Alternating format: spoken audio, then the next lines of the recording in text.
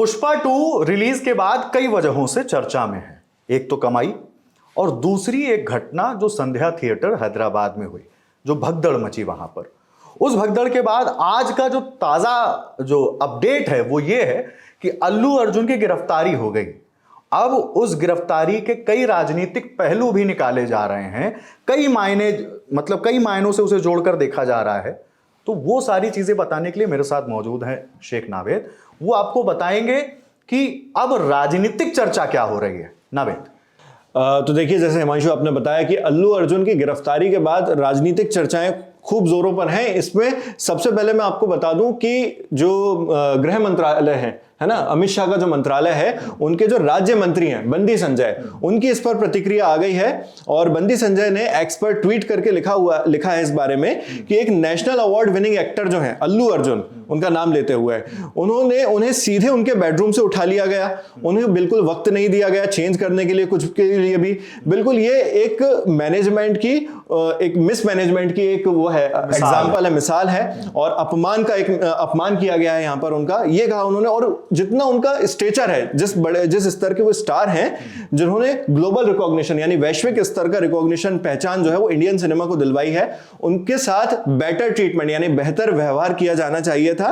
और उन्होंने ये भी कहा कि जो उस महिला की जो जिस तरह से जिन परिस्थितियों में मौत हुई है, जिस स्टैम्पीड के साथ यानी भगदड़ के वक्त संध्या थिएटर में, वो दुर्भाग्यपूर्ण थी। लेकिन इसमें कांग्रेस गवर्नमेंट जो वहां पर, क्योंकि हैदराबाद में अभी तेलंगाना में जो है कांग्रेस की सरकार है, तो बोले उनका जो प्रबंधन है क्राउड को मैनेज करने का, उस पर सवाल उठाए उन्होंने कि उसमें फेलियर नजर आता है, वो नाकामयाब रहा इसमें, है ना। और उन्होंने कहा कि पुष्पा द राइज यानी पुष्पा 2 जो है, उसकी जो फिनोमिनल सक्सेस है, इतनी बेहतर उसने प्रदर्शन किया है, उसके बाद ये जो है ये एक्सपेक्टेड था, क्योंकि उनकी पॉपुलैरिटी जितनी है तो उस हिसाब से जो फिल्म में तो इतना अच्छा रिस्पॉन्स मिलना ही था, है ना। जो असल फेलियर इसमें उन्होंने बताया है वो कांग्रेस सरकार की तरफ से है, और कांग्रेस सरकार इसे मैनेज नहीं कर पाई, जो क्राउड वहां पर आया, सरकार के प्रबंधन को लेकर।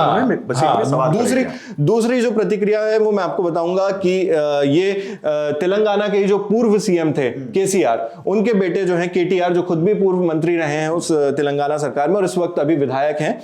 तो केटीआर यानी केटी रामाराव, उन्होंने इसमें प्रतिक्रिया दी है। उन्होंने भी इसी बात से शुरू किया कि national award winning star Allu Arjun, है ना, उनको इस तरह से गिरफ्तार किया जाना जो है ये पिनेकल है, यानी सीमा है इस चीज की कि कितना इनसिक्योरिटी फील हो रही है, असुरक्षित फील कर रहे हैं रूलर्स से, बेशक इनका कांग्रेस सरकार से। हाँ। उसके बाद उन्होंने कहा कि जो पीड़ित हैं, जिनको भगदड़ में जिनकी क्षति हुई है, उनके प्रति भी मेरी पूरी संवेदनाएं हैं, है ना। लेकिन असल में इसमें फेलियर किसका है, ये उन्होंने सवाल उठाया, है ना। कहा उन्होंने भी यही चीज कहा कि अल्लू अर्जुन को एक आम क्रिमिनल की तरह ट्रीट करना जो है, वो भी ऐसी चीज के लिए जिसके लिए वो डायरेक्टली रिस्पॉन्सिबल भी नहीं है। यानी उन्हें बताया कि सीधे तौर पर अल्लू अर्जुन जिम्मेदार नहीं है। यहीं पर उन्होंने फिर रेवंत रेड्डी के ऊपर सवाल उठाए। उन्होंने कहा कि अगर ऐसे ही लॉजिक से हम जाएंगे तो रेवंत रेड्डी जो तेलंगाना के सीएम हैं कांग्रेस पार्टी से, उनको भी इस तरह से अरेस्ट किया जाना चाहिए, क्योंकि वो हैदराबाद में एक हाइड्रा की वजह से जो वो हुआ था, इंसिडेंट हुआ था, उसमें 2 लोगों की जान गई थी, जो मासूम लोगों की जान गई थी, उसके लिए वो जिम्मेदार है। इन्होंने ऐसा बताया है, केटीआर ने आरोप लगाया है। ये 2 बड़ी बात हुई। तीसरा, एक जो फिल्म मेकर है ना, उनके बारे में बताऊंगा, अशोक पंडित, उन्होंने भी यही कहा है। इंडिया टुडे के साथ उन्होंने एक इंटरव्यू में ये बात कही कि अल्लू अर्जुन की इसमें क्या गलती है, वो तो अपनी फिल्म को प्रमोट करने के लिए गए थे, हर स्टार अपनी फिल्म को प्रमोट करता है। वहां पर जो मिसमैनेजमेंट हुआ है वो इवेंट मैनेजर के द्वारा हुआ था, जिसने ये पूरा कार्यक्रम आयोजित किया था। तो वहां पे क्राउड को स्क्रीनिंग के दौरान मैनेज करने की जिम्मेदारी उनकी थी। अल्लू अर्जुन को डायरेक्टली इसके लिए ब्लेम नहीं किया जा सकता।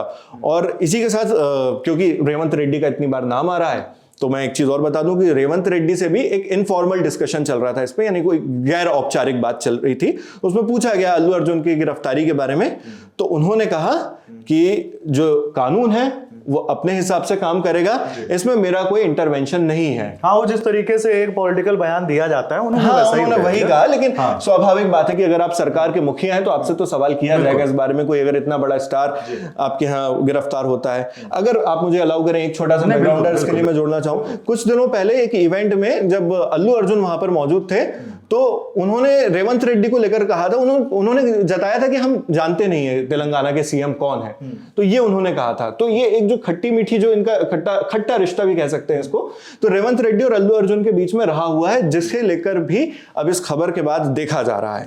तो ये पूरी तमाम खबर थी। अगर आप इसका बैकग्राउंड हमारे दर्शकों को बताना चाहें। बैकग्राउंडर जैसे कि हम तमाम खबरों में बता ही रहे हैं कि 4 दिसंबर को फिल्म का प्रीमियर हुआ।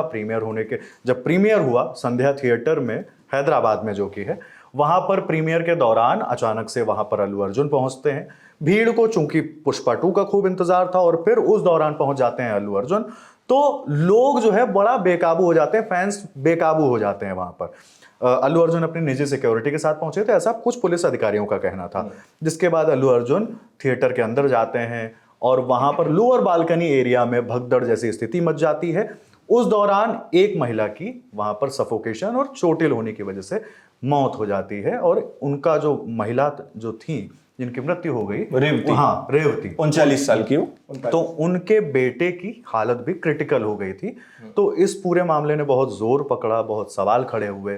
फिर इस पूरे मामले में अल्लू अर्जुन और उनकी जो निजी सिक्योरिटी है और उसके अलावा संध्या थिएटर का जो मैनेजमेंट है उस पर केस दर्ज, संध्या थिएटर के मालिक पर केस दर्ज हुआ था। और अब जो ताजा अपडेट वो ये है कि अल्लू अर्जुन की गिरफ्तारी हुई है। उसके बाद ढेर सारी चीजें चल रही हैं। इसमें मैं कुछ चीजें जोड़ दूं कि जो रेवती के पति थे, जिनका नाम मगुदमपल्ली भास्कर है, उन्होंने ये एफआईआर लिखवाई थी पुलिस के पास और इस एफआईआर के इस केस के तहत उनकी गिरफ्तारी हुई है। और इस एफआईआर में सेक्शन जो है बीएनएस यानी भारतीय न्याय संहिता की धारा 105 और धारा 118(1), तो इन धाराओं के तहत एफआईआर दर्ज की गई थी जिस पर एक्शन लिया गया है। और ये इसकी जो थी मेन एफआईआर जिसकी वजह से इनकी गिरफ्तारी हुई वो ये थी जी। तो ये अपडेट्स थे, हमारे साथी नावेद ने तमाम जानकारियां दी। इस पूरे मामले में जो भी और भी जानकारी आती जाएगी वो हम आप तक पहुंचाते जाएंगे। देखते रहिए द लल्लन टॉप। शुक्रिया।